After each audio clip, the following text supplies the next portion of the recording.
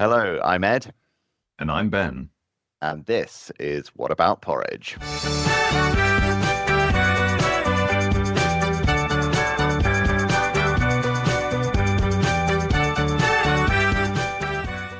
Welcome back to What About Porridge? It's the podcast where we rummage through the kitchen cabinets of nutrition, pull out a strange jar of spice that went out of date in 1998, and turn it into a delicious conversational meal that nourishes your body and mind. I'm Ed, asking the questions that might occur to any normal person. And joining me as ever is Ben, nutritional therapist, clinic owner, and man who can somehow turn an innocent question about the gut into a 2-hour rant. So what are we talking about today, Ben? Wow, today's a very special episode. Episode 10. We're It calling it is, yeah. the gut episode. So, firstly, just remember that nothing in this episode or in any of our episodes is intended to be medical advice. As usual, I'm going to hit you up with a quiz question, which we're going to answer during the episode. Love it. But yeah, as I say, this is episode 10 of What About Porridge? And even though we've spent 9 episodes talking about it, my mum still thinks that this podcast is essentially about promoting porridge as a superfood. So, so if you're new to the podcast, I highly recommend that you go back and listen to episode 2, which was Shares called in Quaker Oats have rocketed since we started the podcast. Yeah. Go back, listen to episode 2, which was called Should You Eat Porridge? And spoiler alert, no. But in all seriousness, we have been getting some really great feedback. And Ed, I think you've particularly been hearing some great stories from listeners.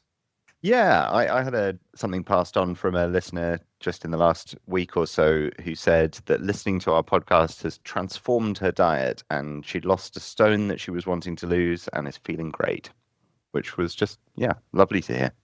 It's excellent. That's exactly why we're doing this. So it's really, really good.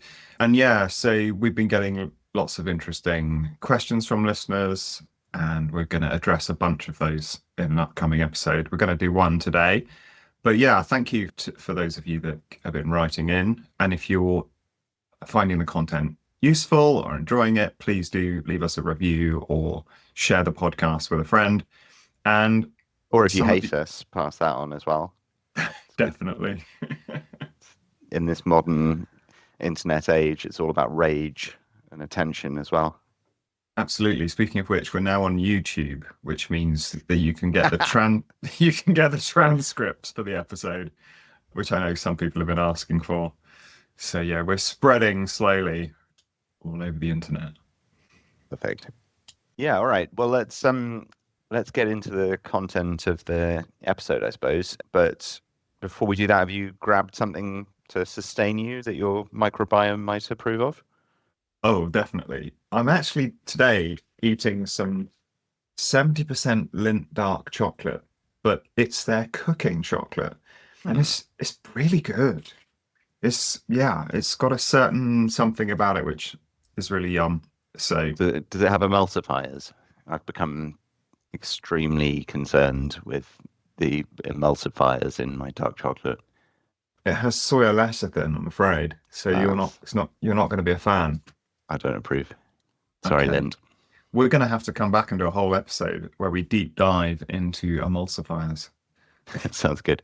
I was chatting to someone the other day who owns a chocolate company, and he was saying that one of the main reasons that chocolate makers put the emulsifier in is actually not for the benefit of the chocolate itself. It's to help the chocolate flow more smoothly through the machinery that they're using.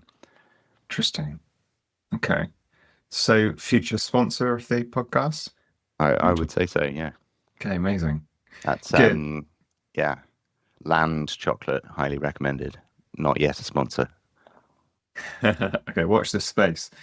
Okay, so before we dive into the episode, but relating to today's episode, I'm going to hit you up with the quiz question. What is the link between salt consumption and your ability to digest food? I can't remember the format. Do you want my answer now, or shall I wait till the end? You can actually have your answer now. Go on, have a wild guess because it's quite a nuanced, subtle question. I'm going to say it's a bell-shaped curve, because what isn't? And, and so if you have too little salt consumption, then it's going to impact your ability to digest food. But also, if you have too much, then that's also going to be a problem for digesting food. Okay, well, you're partly right, and we're going to dive into the specific mechanism of why people that are very consciously avoiding sodium are having problems with digestion. Not a good idea. That'd be really interesting. Right now, it was pointed out by one of our great listeners that in our last episode, where I was making the case for eating an ancestral type diet, I actually forgot to point out what that diet was. So we might want to just quickly cover that. So, yeah, I said that for around 2.5 million years, we essentially were hunter-gatherers. And the modern equivalent of that would be a diet that consisted of meat, fish and shellfish, eggs, vegetables, low sugar fruits, nuts and seeds, herbs and spices, and then healthy fats like coconut oil, beef dripping, which we talked about before, it's called tallow, olive oil, and butter. And then there are some gray area foods where I would say things like dairy, if you tolerate them, they should definitely be part of the diet, but they should be full fat dairy. Because obviously, you're saying this because strictly speaking, dairy isn't something that hunter-gatherers would have eaten because you need to have domesticated cows. Exactly. But, we don't want to fall into the trap of just because our ancestors didn't do it wouldn't be beneficial. We find that actually full fat dairy is very beneficial. So, for example, at this time of year, grass-fed cows would be eating lush green grass, and therefore butter would be a great source of vitamin K2, for example, which many people are deficient in. Obviously, great source of calcium, good for bones, and so on. So, yeah, it's a beneficial product for sure, but you want to make sure you tolerate it well. Don't just assume you tolerate it. A potential additional gray area food would actually be white potatoes. And that's because although they're very nutrient dense, they are a nightshade, and some people struggle with nightshade vegetables. So it's just something to be slightly aware of. How would you know if that is you? One of the interesting manifestations of a sensitivity to nightshade is actually joint pain, which is in some cases misdiagnosed as being rheumatoid arthritis. So, yeah, there are documented like misdiagnoses where people actually, once they take nightshade vegetables out of their diet, resolve the joint inflammation and are good to go. That's fascinating. What, and then the only way to test that would be an elimination diet, or? That would be the main way to test it, and certainly kind of easiest and cheapest. Yeah, for sure. Very good. What about dark chocolate? Okay, I knew you were going to bring that up at some point. Obviously, it's another nutrient-dense food. It's a very good source of minerals like magnesium, copper, and manganese. But again, not everyone tolerates it. There's some things to look out for with dark chocolate, particularly around the sort of high histamine content would be one aspect.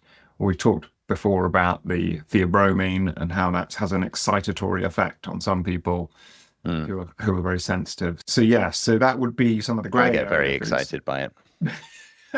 You should try some of this lint stuff. It's really good. Okay, and then what wouldn't the paleo diet include? Things like industrial seed oils. We've done a whole episode on why they should be avoided. And I really strongly feel that the evidence is mounting that industrial seed oils are extremely negative to the health, should be avoided. Refined sugar. We know that high fructose corn syrup is prevalent in the Western diet. That wouldn't obviously be part of a paleo diet. And cereal grains, which we're going to talk about a little bit more in today's episode, but they're problematic for lots of reasons and not very nutrient dense, so they just wouldn't be part of it. So yeah, you'd be eating things that are in season and you would be prioritizing nutrient dense whole foods, which is a kind of good way of summarizing it. Very good. Yeah, nice summary. And what we're going to do is put on the website a nice visual of what the paleo diet looks like, created by a guy called Paul Jaminet.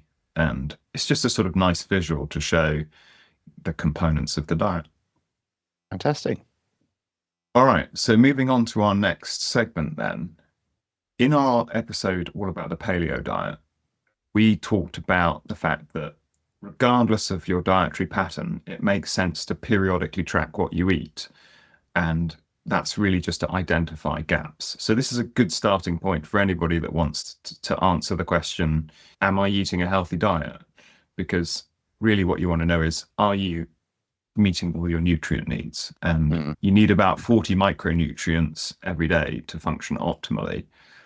And it is really interesting doing this, I think. I mean, I've done it for a week at a time, maybe twice. And obviously, yeah, I mean, I think we've said this before, but in a sense, it's a low bar to use Cronometer. Anyone can download and just get going, and there's no payment or anything.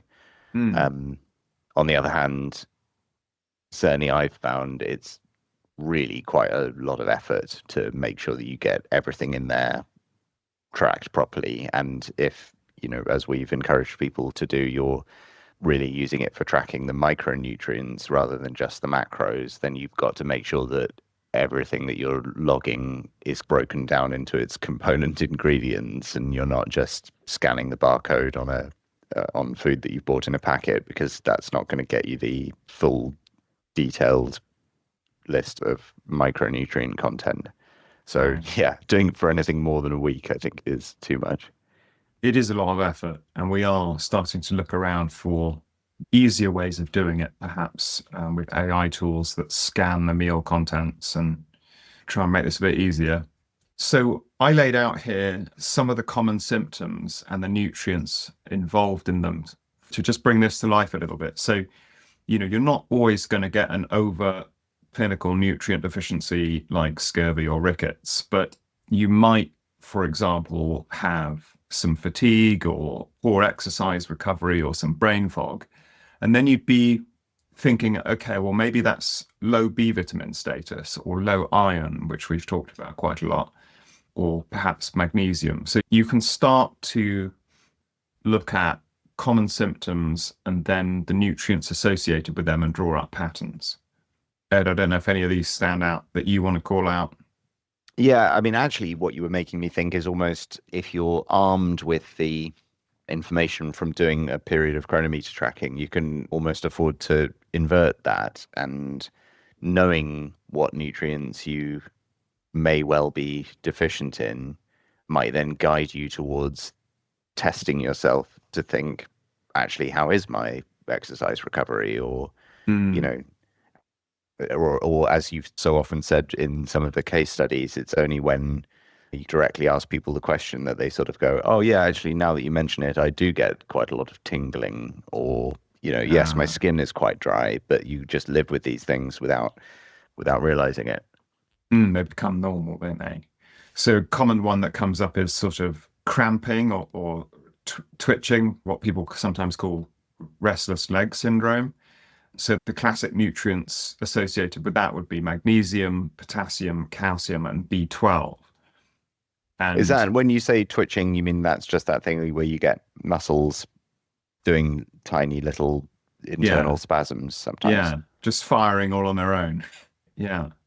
And you can see that that's also associated with difficulty falling asleep or restless sleep. So again, your magnesium's implicated in that.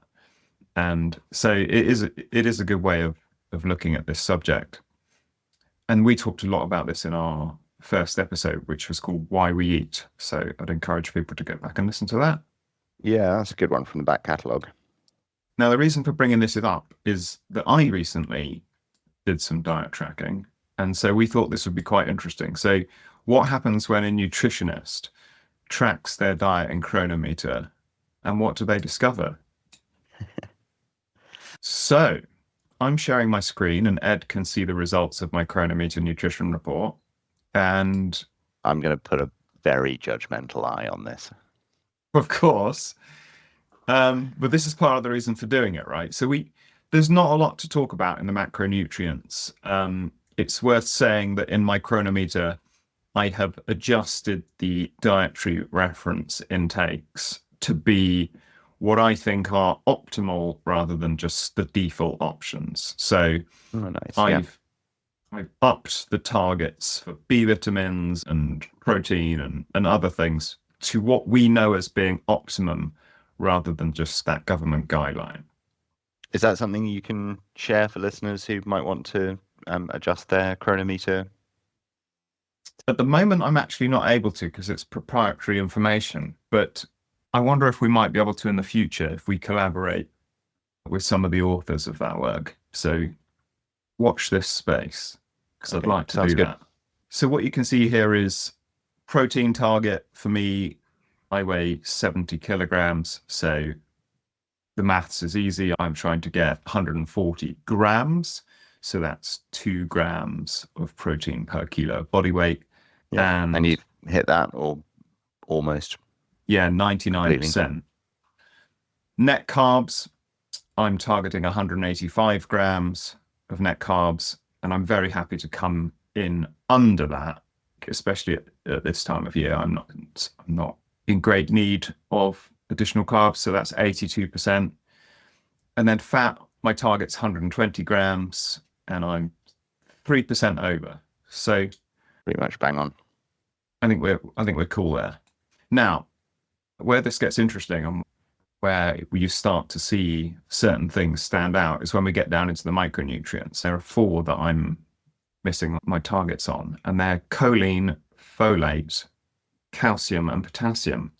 I'm just going to talk about 2 of them. I want to talk about choline and folate because I think they're less well understood. Before we dive into those, did this surprise you at all? Like as you were tracking, had you expected those to be a problem? Choline's come up for me before, and so I knew about that. Some of the others not so much. Now, the reason that I'm not going to dive into calcium is simply because this was where Cronometer has a limitation. So I eat a lot of small fish, and those small fish are whole fish, so they include bones. But Cronometer doesn't know the calcium content of those bones, so I had to create a custom food type and then rerun it. And then once it realized that actually there is quite a lot of calcium in those fish because they're whole fish with the bones, my calcium was actually good. But it's interesting. That's, I guess, worth for people who are really wanting to get into the weeds of this. Yeah, worth keeping an eye out and just sense checking the results and making sure you've selected the right sardines or whatever. Yeah, or just create a custom food group. So the interesting thing about calcium for me is that I avoid dairy products because my immune system goes pretty haywire if it encounters casein, which is one of the proteins in milk. And so most people aren't going to have a problem with calcium because they're going to be having quite a lot of dairy and they'll probably be fine on that. But for me, it's always something to look out for, which is why I eat the little fishies. Speaking of casein, this isn't something we've discussed on the podcast, but I'm still quite keen for you to do an experiment with that other milk brand. There are brands or sources of cow's milk that you can get in the UK that are lower in casein, I believe. Yeah, this is to do with the A1 versus A2 casein and genetics, and it gets quite into the weeds, but we'd have to do that as a proper segment. Let's do that sometime. And then I can be the guinea pig and we can figure out if this if it helps or not, or if I have horrible skin as a result of the experiment. Sacrifice your immune system for the good of the podcast. That's very kind. It'd be fun. Okay, so let's talk about choline then. So choline's a really important nutrient. A lot of people don't really know a lot about choline, but it helps in lots of functions. So right at the top of the list would be brain function. You need it to make acetylcholine, which is a chemical involved in memory, focus, and learning. It plays a crucial role in helping move fat out of the liver, which reduces your risk of developing fatty liver, which used to be called non-alcoholic fatty liver disease. Every single cell membrane in the body needs choline for the integrity of the cell membrane. So it's, couldn't really be more important. It's also a big part of detoxification and repair. So it works together with B12 to take care of important repair processes. And then it's very important in pregnancy and the development of babies because it's crucial for brain and nervous system development.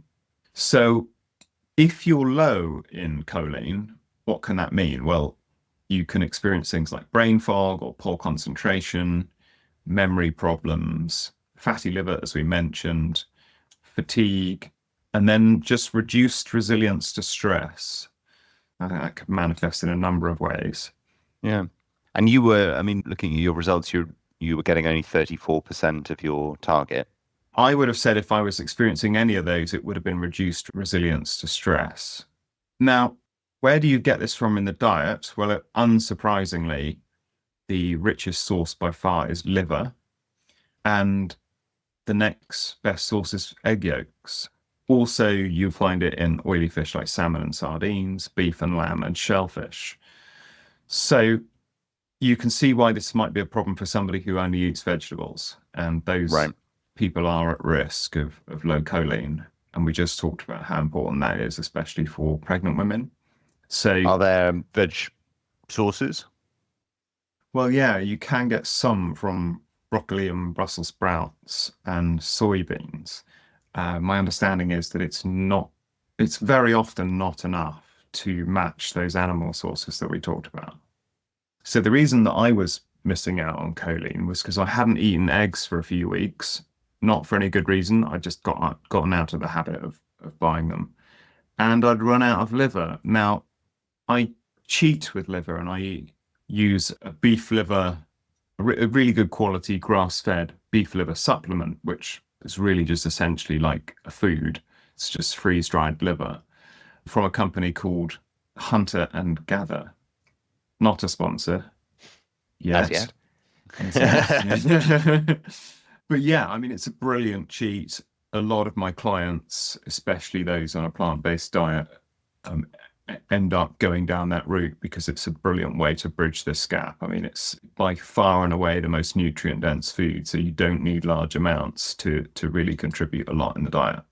Now, so the practical takeaway from this then is that if you were to eat 2 to 4 eggs most days, oily fish a few times a week, and liver even just once a week, as I say, even quite a small amount, you're probably all good on the choline front and meeting your needs.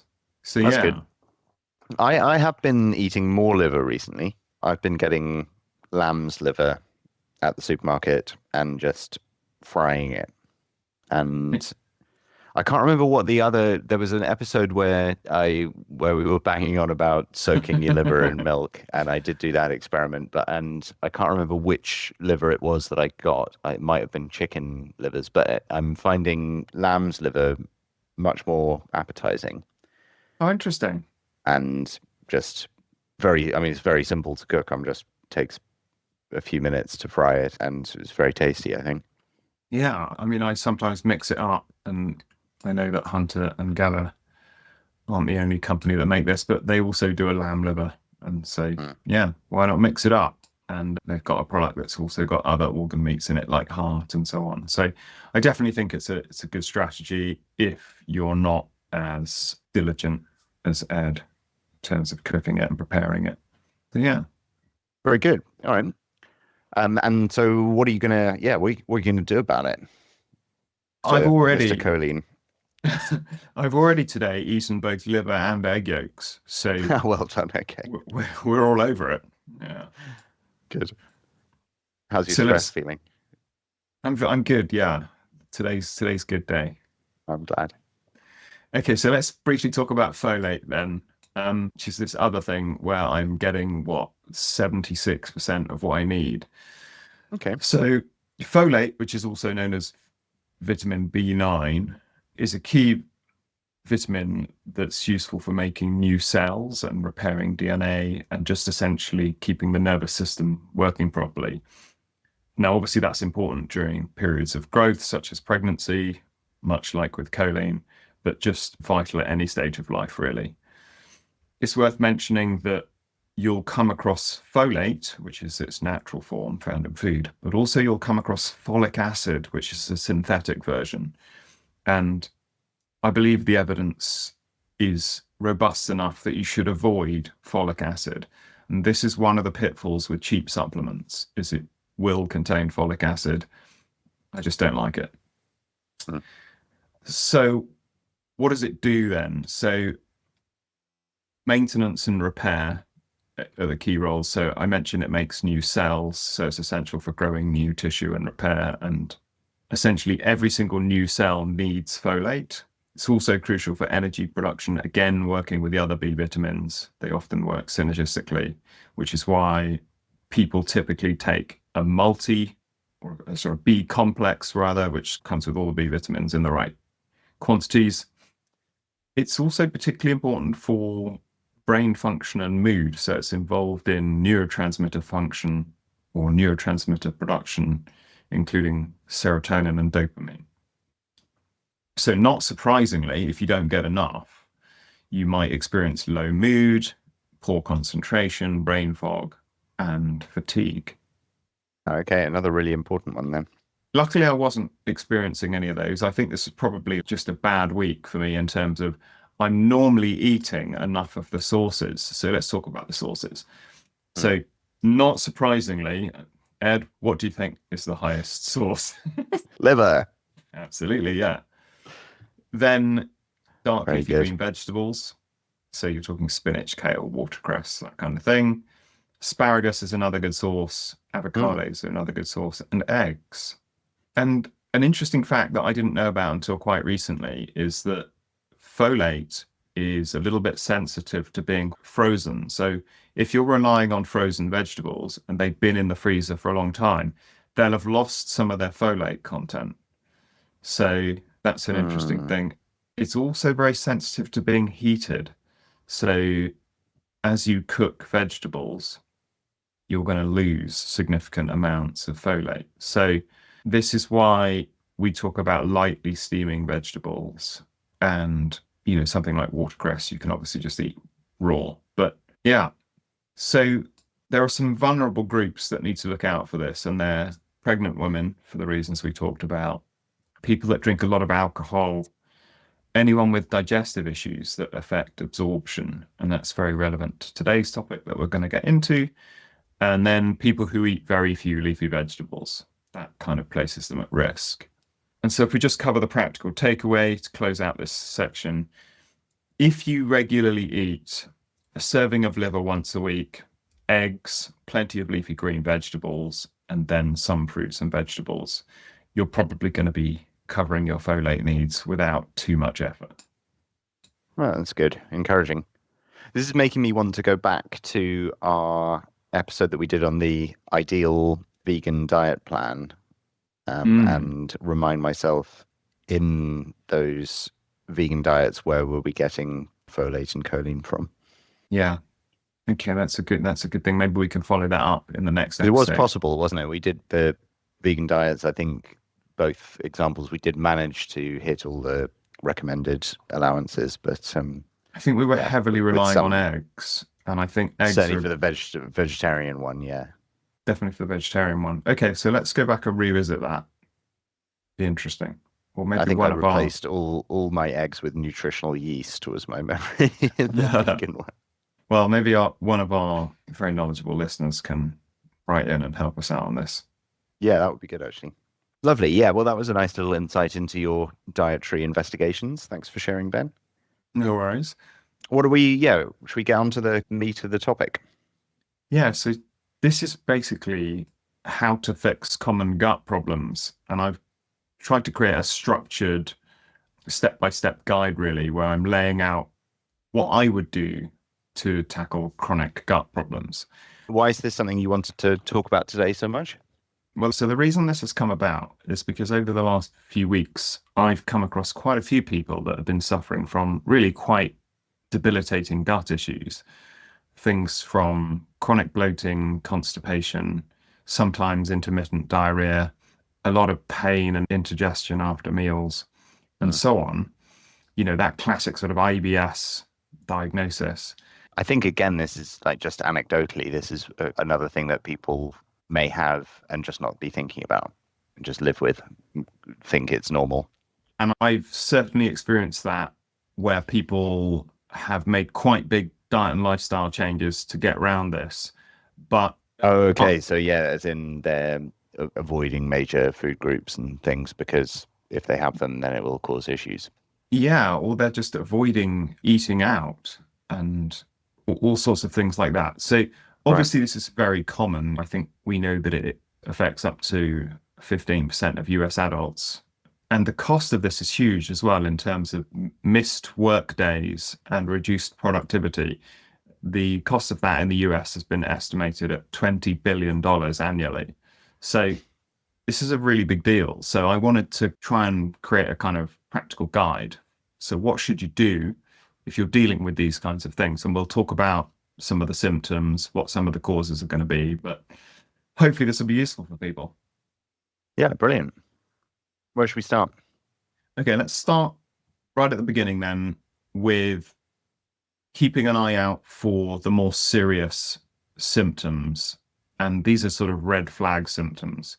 So I would recommend, first of all, that you keep some sort of symptom diary.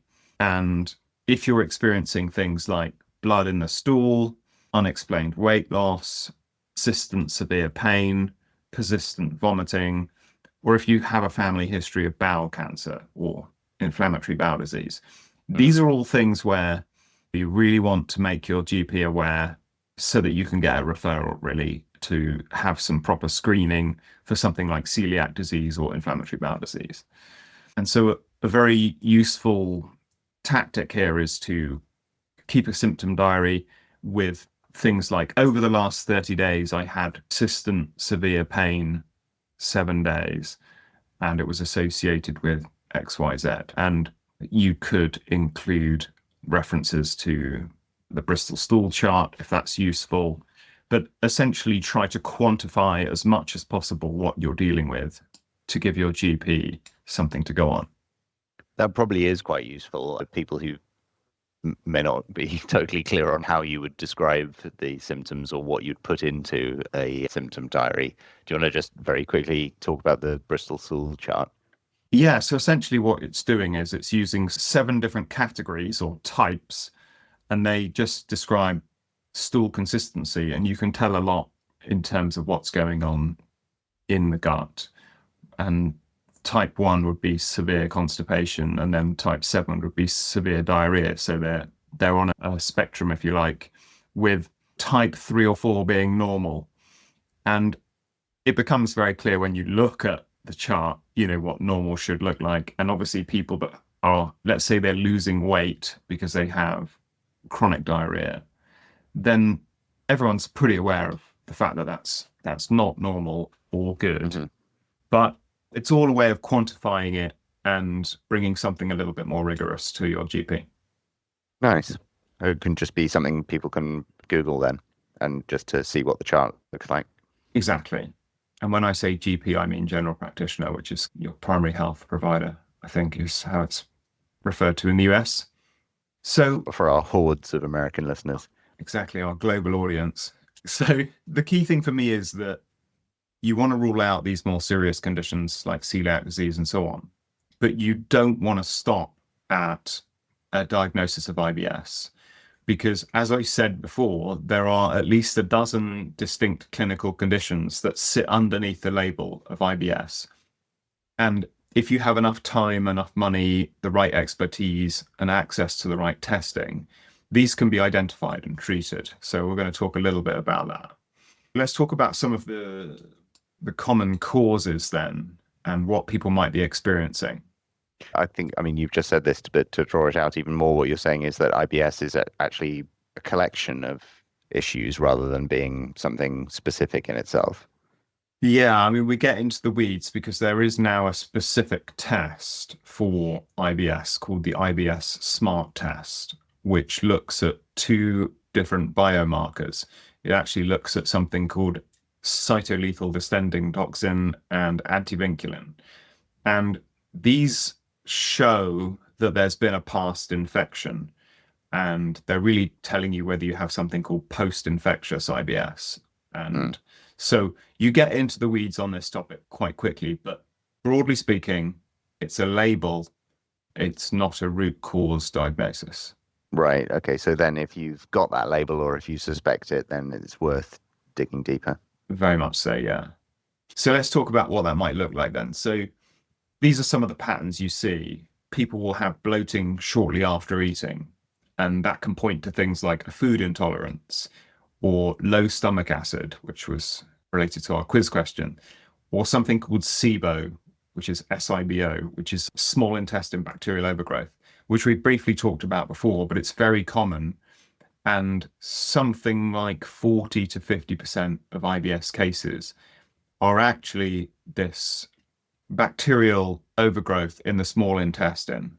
And the small intestine should essentially be pretty much sterile and not contain any bacteria, but they can move there under various conditions, stress, alcohol consumption, all sorts of other things that can cause that. It very commonly happens after antibiotic use. Interesting. So other patterns then, diarrhea after fatty meals can point to issues with bile acids or gallbladder dysfunction.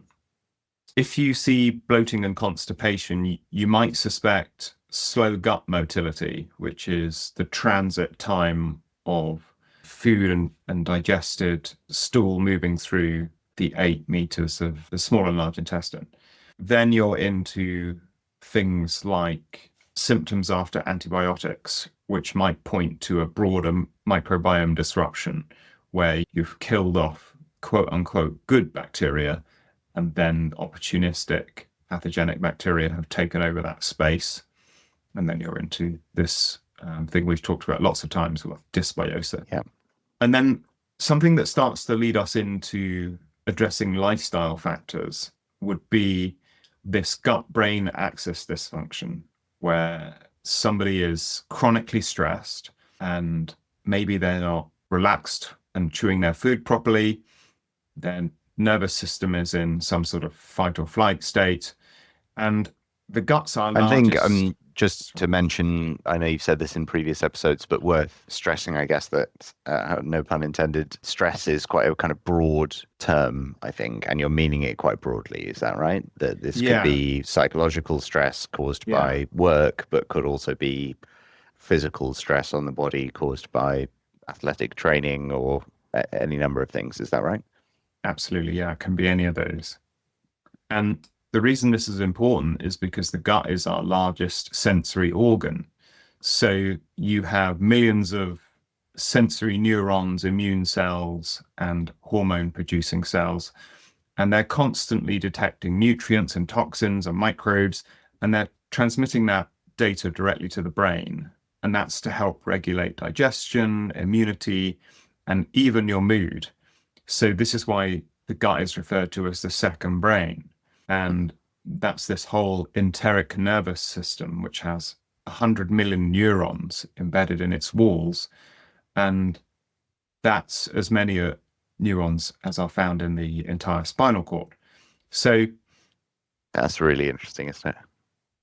so you basically have this gut brain axis. And what happens is you have this two-way communication going on between the gut and the brain.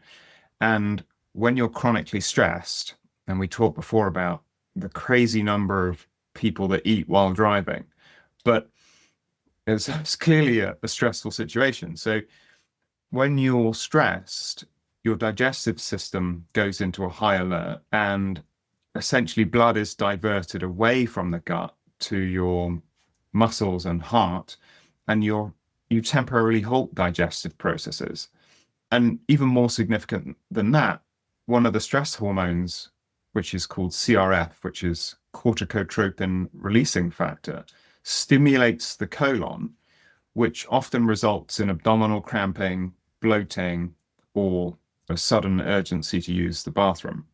Mm. So you can see the big cascade effect of being in a chronically stressed state.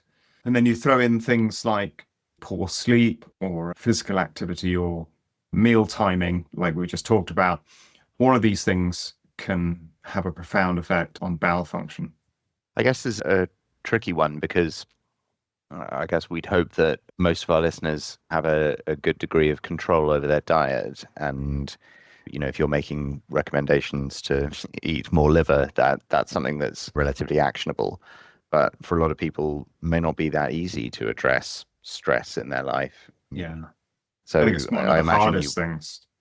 yeah, I imagine you It's, work with people who are experiencing these symptoms and you're thinking, I'd like you to address your stress levels, but depending mm, on the source of that, it may just not be an option. it often takes a long time, and people realize that they have to. It's one of the biggest changes people have to make if they're going to stack the odds in their favor in terms of health outcomes. So there are a couple of other really important points we should talk about that relate to lifestyle. One of which is just leaving spaces between meals to deliberately trigger this migrating motor complex. Now, we've talked about this briefly before, but what happens is when people, let's say they leave a big gap between breakfast and lunch or between lunch and dinner, they get this stomach grumbling. Mm, And you often will notice that when you're in a very relaxed state or you haven't eaten for, let's say, 5 hours.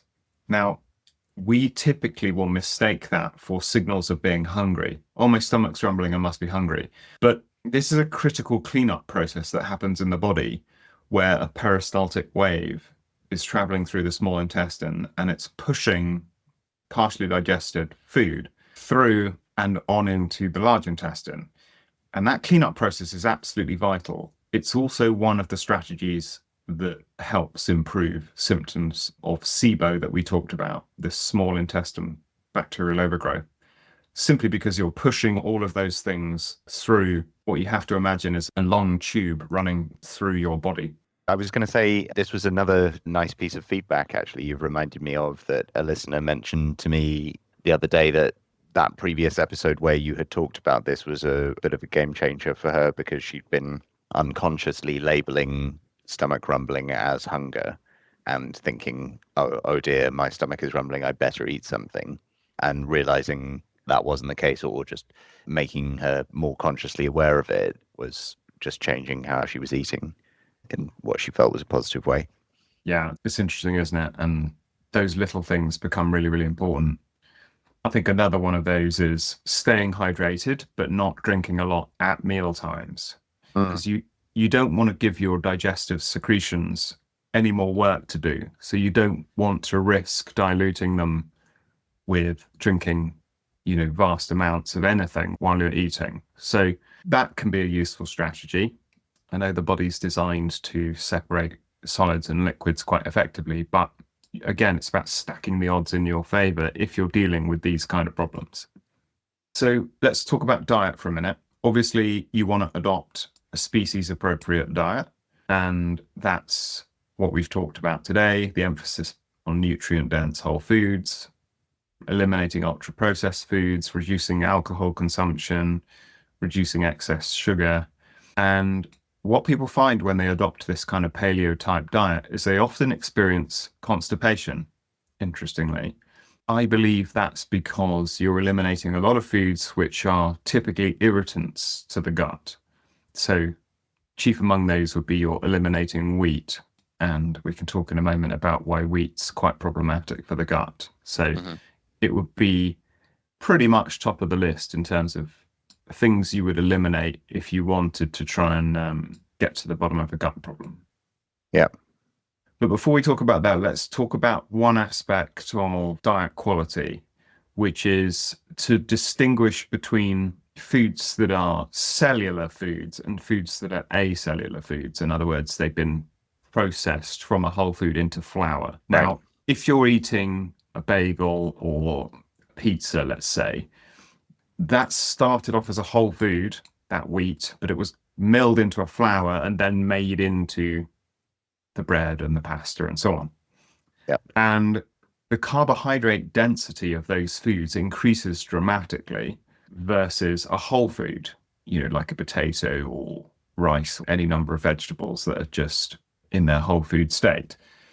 And what we know is that promotes an inflammatory gut microbiome. And that can drive some of this cramping, bloating, irregular bowel function.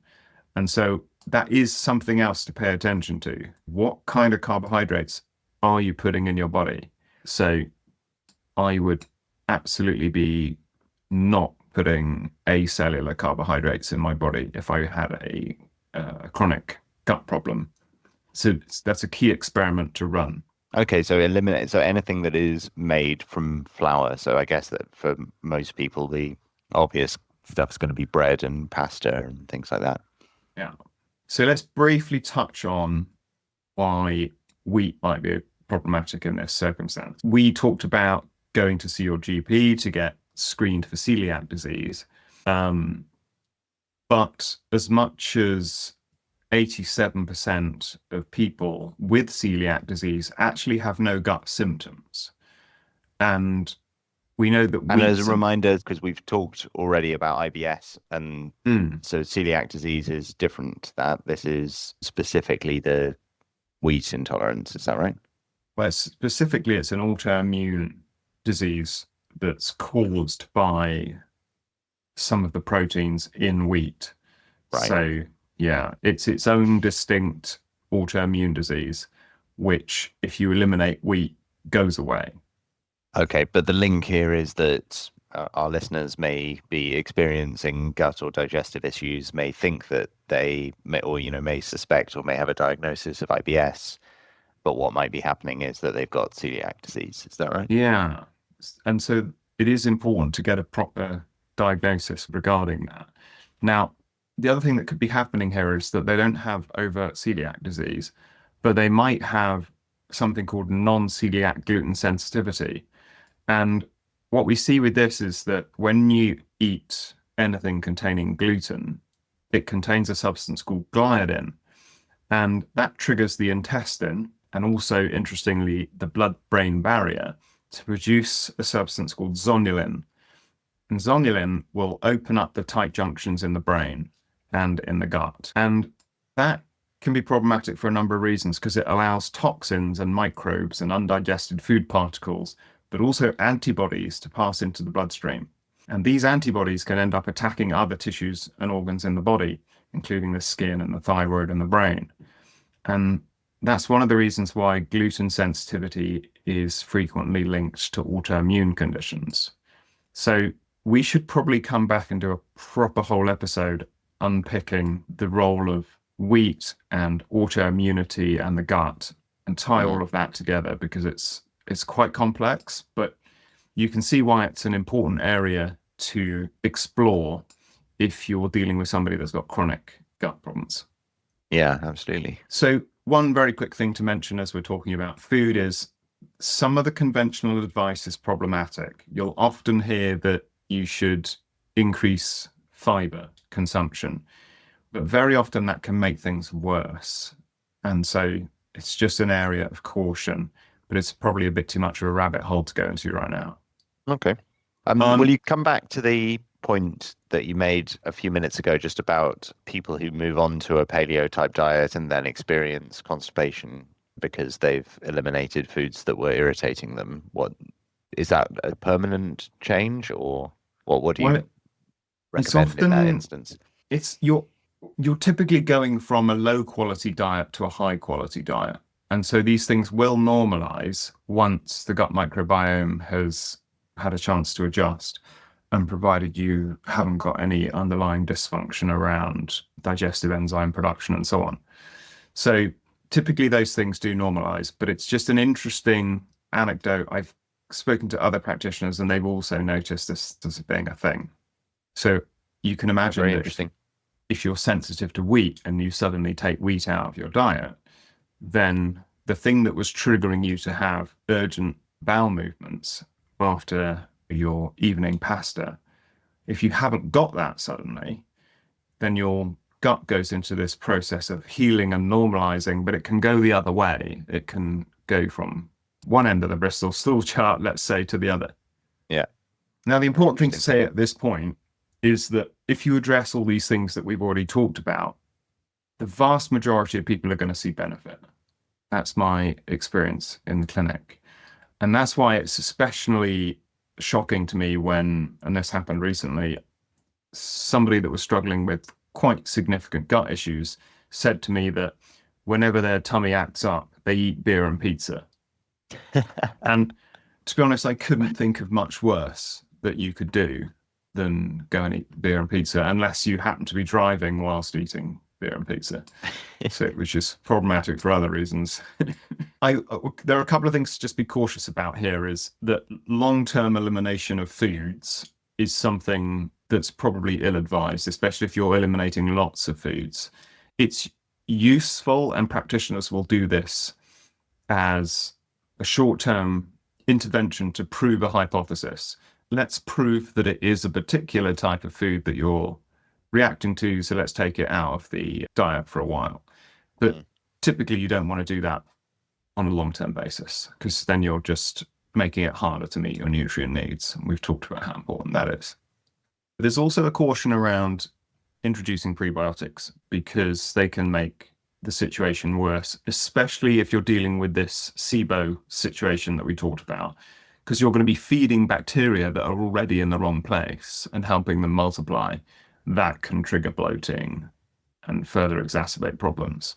Now, that said, one of the things that people can do on their own is introduce a good quality probiotic. And I'm going to put one of these on the website, because there's a company called In Vivo who have created a unique blend specifically for people with sensitive digestive systems. And it's really to help the circumstances we just talked about around stress and meal times and digestion and so on. So that's a potentially useful strategy. So we'll put that on the website. Okay, brilliant. All right. So I think that's covered a number of areas in a good bit of detail. Do you mind just give us a summary of the steps then that someone might take if they were experiencing some gut or digestive issues? Yeah. Okay. So a quick summary then. I would keep a symptom diary and keep an eye out for red flag symptoms. And if you have any of those, like blood in the stool or anything, then you want to go and see your primary health provider and get screened for more serious conditions like celiac disease. Then you want to be addressing diet and lifestyle factors. We talked about stress and how important it is to eat in a relaxed fashion, make sure you're chewing your food properly, timing your meals so that you're not eating during periods of stress or what have you. We talked about leaving gaps between meals. We talked about the starting point of really a species appropriate paleo type diet, so based around nutrient dense whole foods. We talked about the importance of avoiding ultra processed foods, especially these acellular carbohydrates, which promote inflammation in the gut.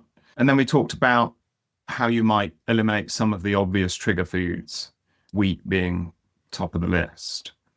And we said that really doing those things and dialing in those diet and lifestyle factors is, for the majority of people, going to make a big difference to their symptoms and problems. We're going to post a link to a recommended probiotic that people could try. And then as part of a future episode, let's call it part 2, we're going to talk about what happens if you've tried all of that and it hasn't worked and you want to work with a practitioner. How would you find a practitioner and what process would they take? Brilliant. Yeah, that could be very interesting.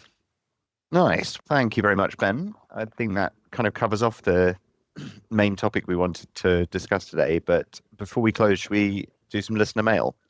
Yeah. Now, we had a chap called Tom who got in touch with us a while ago, and he actually sent us an audio clip. So let's listen to that clip now, and then we'll try and answer his question. Perfect. Hi, my name is Tom. I'm a retired academic and I'm age 60. I recently reduced my weight quite significantly by 10%. after a life of being obese most of the time. I now go to the gym. I've changed my diet and nutrition to be more fiber-based. I'm no longer frightened of eating fat or dairy. And I've started to realize that I need to tone my body, maintain my muscle mass or improve it. And therefore, I'm interested about the role of protein in the diet of people who age. As I said, I'm 60, my partner is 72. We're both, therefore, in the later stages of life. And I'd really be interested in nutritional advice about how to adapt what we eat moving forward. It may be that we eat less, but how can we make sure that what we eat is the right food for us? Okay. Thanks, Tom. Yeah, it's very interesting what you're describing. And really, let's talk about protein as being the main topic of discussion.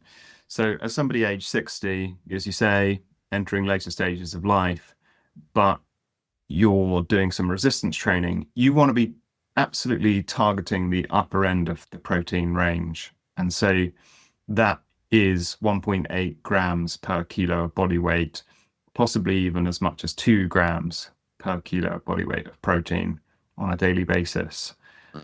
And that's fundamental to growth and tissue repair, and very specifically around body composition, which is what you are asking. So what you'll find is when you focus on dietary protein, you'll feel very satiated, and it will naturally dislodge some of the carbohydrate in your diet typically.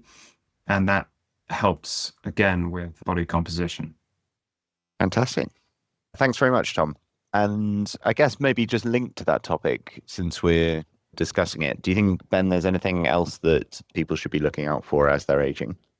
Yeah, well, I think an obvious one is that there seems to be quite a lot of people that suffer from a digestive capacity decline as they age. And that can mean that they struggle eating, let's say, red meat or dealing with fatty foods. And so it's something to just be aware of, that if there are certain foods that you don't tolerate, you often hear people describe them as, I eat such and such, but it feels heavy or it sits heavily in their stomach. That can be a sign of reduced digestive capacity, and you might want to look at supporting that or do some investigations with a practitioner. Yeah, interesting. The other thing I thought that was good from Tom's note was thinking about resistance training. It just reminded me of a YouTube series that I've been watching recently that I would recommend to listeners, which is called Rebuilding Mum and Dad, which is about a couple who are in their 80s and starting a lot of resistance training for the first time, and the positive impact that that can have, even in later life. Yeah, it's awesome to hear. Yeah, so Tom, thank you very much for writing in, and we hope that answered your question. Brilliant. Well, I guess that brings us to the end of the episode. Any final reflections from you? Are we going to hear the results of the quiz?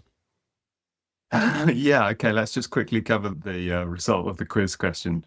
So I asked the question, what's the link between salt consumption and digestion? And it's actually quite interesting because stomach acid is primarily hydrochloric acid. And to produce hydrochloric acid, the stomach's parietal cells need chloride. And some of that chloride comes from salt because it's sodium chloride. So you need other components to make stomach acid, including zinc and iron and adequate protein intake and good thyroid function. But one thing we see is that people that reduce their sodium intake for whatever reason, typically because they mistakenly believe that salt's very bad for you, will have digestive problems. So that's linking up a number of topics we talked about today. So it's linking back to Tom's question, and it's linking back to our whole dietary analysis about ensuring adequate nutrient intake. Very interesting. Just to clarify, for people that have high blood pressure, it is true that they should be careful of how much salt they're eating. Is that right? I think there are certain cohorts that definitely should be careful, yes. But on average, people have taken this too far. And I'm seeing a lot of people that are consuming very little or almost no salt and that's problematic for the reasons we've talked about. But as you say, it's a kind of a bell-shaped curve, but it's very much dependent on individual context and individual health history and so on. Yeah. Oh, very nice. I don't know. Was this the first quiz question that I've got right? What was it you said? I think I gave a very kind of generic answer, didn't I? I'm not sure it was probably specific enough to get full marks. Okay, let's say yes. Let's say it's the first one you've gone right. Good stuff. So coming up in future episodes, we're going to do part 2 of the Fixing a Gut step-by-step guide. I'm going to talk about working with a practitioner. And we're going to do the same thing for skin, people with chronic skin problems. And then we are going to address a lot more of our listener mail. And we're finally going to do the episode on cardiovascular disease that we've been threatening to do for a long time. Fantastic. Looking forward to that. Okay, brilliant. Well, thanks for the good questions as always, Ed. Cheers. All right. See you soon. Okay, bye for now. Bye. Hey there, everybody, gather round. Ben and Ed are here, spreading knowledge around. Porridge in the morning, is that how you should start? The search for nutrients, breakfast is a tasty work of art. What about porridge? It's a big deal. Join us every week. We've got that wholesome appeal. What about porridge?